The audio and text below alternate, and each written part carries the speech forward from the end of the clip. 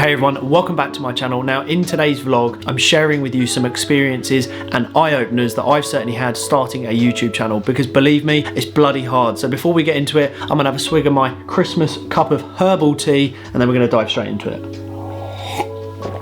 So starting a YouTube channel is really hard. It's not all sunshine and rainbows, and believe me, if I knew what I knew now at the very beginning, it would massively put you off actually ever starting a YouTube channel, because it takes grit, it takes determination, it takes consistency. It's also lonely, you know, as long as you like your own company, happy days, you'll probably get on quite well with YouTube. So there are things to bear in mind before you ever start a YouTube channel, and I'm hoping some of the lessons that I've learned, and I've got a few tips to share with you that you can take a lot away from this video before you start, or perhaps you've started a YouTube channel and you're still figuring it out, because it is an absolute minefield. And there are loads of videos on YouTube that you can go and watch, and this is kind of a condensed, shorter one, just sharing some of my experiences, which I hope you can take and learn from. So let's jump straight into it. YouTube lessons to be learned. So you are thrown in the deep end from day one. And what do I mean by that? Well, you have to become a marketer, producer, videographer, editor, analyst, and a business owner from day one. Because if you're starting a YouTube channel, I would imagine that you're starting to share experiences to get to the end result of monetizing. That's certainly why I've started a YouTube channel, and I would say most people that I know start a YouTube channel is to monetize and earn a living off of it. So that's from day one, and you can't learn everything from day one. You have to make mistakes in order to know what you failed at or made the mistake of, to learn and become better on the next video, so forth. It's a process. Everything I've just said that you have to be, you have to wear all those hats, and it's like, oh my god, am I ready for this? You know,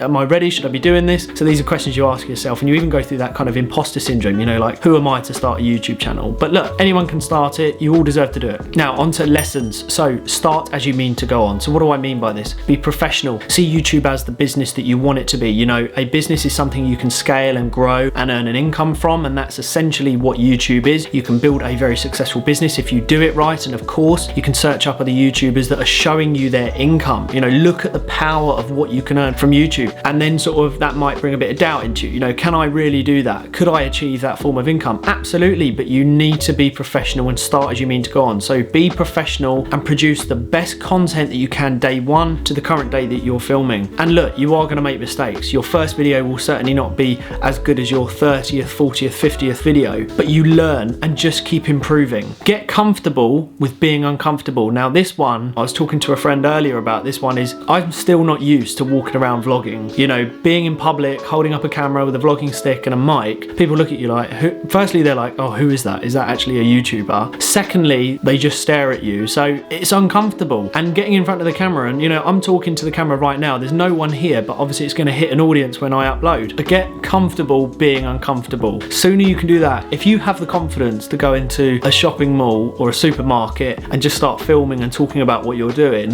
you know, massive respect, because it's really hard. You know, saying it sounds quite easy, but actually going out and doing it is really hard. So that's a big thing. Learn to just be uncomfortable and grow that confidence. Know what you want from YouTube. A lot of people that I speak to who want to start up a YouTube channel, I always ask them, and I'm no professional myself, but I know exactly what I want from YouTube, and I'll ask them the same question: what is it you actually want to achieve? And they don't really know. So you have to have a reason why. You have to understand your long-term goal about building the business, building your YouTube channel. It's not social media, it's an SEO, it's a search engine, it's tied in, it's owned by Google. So you have so much ability to reach such a wide audience. What do you want to achieve from that? Is it to offer value? Is it to offer a product? Is it just to be a very big touch point for your business that you're running elsewhere? Why are you going to start a YouTube channel? What do you want from it? Do you just want to earn money and replace your income? So know your reason. Now my tips for starting a YouTube channel and what to learn really is, do you start off being niche, where you just focus on a certain area? Are you going to be a clothes haul where you just do clothes haul? It's going to be nothing else, you just do reviews? Are you going to be a cooking channel that solely focuses on cooking something and that's all you do? Like, I know a YouTuber that solely focuses on Vanguard, and you can grow really quick because the audience will want to know what you're talking about, and they'll keep coming back to you about that specific thing, and you can grow and you can niche, and perhaps your channel will grow quicker than the likes of mine, where I've started off broad. So I do interviews, I talk about investment, I talk about mindset, I talk about entrepreneurship, health. So my YouTube channel's really broad, so my audience is slower to grow because my audience hasn't quite figured out exactly what I'm about, whereas obviously I'm talking about a lot of topics. But in the long term, I think that's better, because when I do monetize and my channel grows, I have so much that I can talk about, and my audience can follow me on that journey, that I can talk about all these different topics. You know, I've set up playlists from day one, vlogs, mindset, investing, interview series, which will eventually be a bigger podcast of mine. So yes, I've grown slower in terms of my subs, but I'm happy because I'm talking about exactly what I want to talk about, and I've given myself quite a broad allocation of topics to talk about. So decide, are you niche or do you go broad from day one? Equipment, this is something that there's a 50-50 thought process on this from a lot of people, is that just jump straight into it, pick up your phone, start recording. At the same time, one thing I've learned is audio is key. Like, even if your footage and your camera is not the best quality, your audio has to be crisp. So I have a mic, and I'll do another video of my YouTube equipment that I have maybe a little bit down the line, and audio is key. Like, have a crisp mic, have a good Rode, you know, I'm running on the Rode Pro mic. Have something that gives really good audio. And when obviously I'm doing my interview series, if you hop on there, you can see now that we've got the Rode podcast mics. Granted, the last few videos, some of my guests were sitting a little bit further back, so next time I know now they need to be closer so that audio is really crisp, because people will watch for a longer period of time. The video retention is longer if the audio is really crisp. If it's not, people tend to switch off. So audio is an absolute must. And of course, having a good camera and a good software like a Mac to produce and edit the videos helps, but you know, you might not be able to afford that day one, because believe me, something else that I've learned is the costs. You have to set yourself a budget. You'll need a good laptop to process and run the software and edit, and eventually you're going to want to get a good camera for quality. The other thing that I've learned as well is production of the videos. So when do you publish, in the sense of how many videos do you publish a week, and is there at the right time? I don't think there's necessarily a right time, because I think the sooner you can get the content out, the sooner the videos can be watched to go against your watch hours. But definitely 3 videos a week is that sweet spot. Hit that Monday, Wednesday, possibly Saturday or Sunday. I would say Sunday for me, but 3 videos a week keeps the algorithm strong. It keeps YouTube knowing that you're putting in the effort, keeps your watch hours up, and if you throw enough, let's say,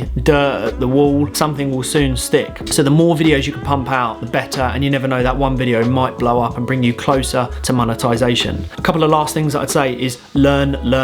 So keep learning, keep watching YouTube, editing videos, keep evolving yourself to become a better videographer, editor, analyst, marketing expert. You need to adapt. You never be idle. You have to keep moving forward in regards to your self-education and your developing of your skills for YouTube. You need to go to the next level, and until you get to the point where you have a marketing budget or you're earning an income where you can start feeding that off and building up a team. You know, some of these big YouTubers have a marketing team where they do all the editing and publishing and script writing. We're not there yet. Before you monetize, it's going to be a lonely road. You're going to need to do a lot of it yourself, unless you've got bucket loads of money to pump into it from day one. If you have, amazing, great, use it. If not, keep learning.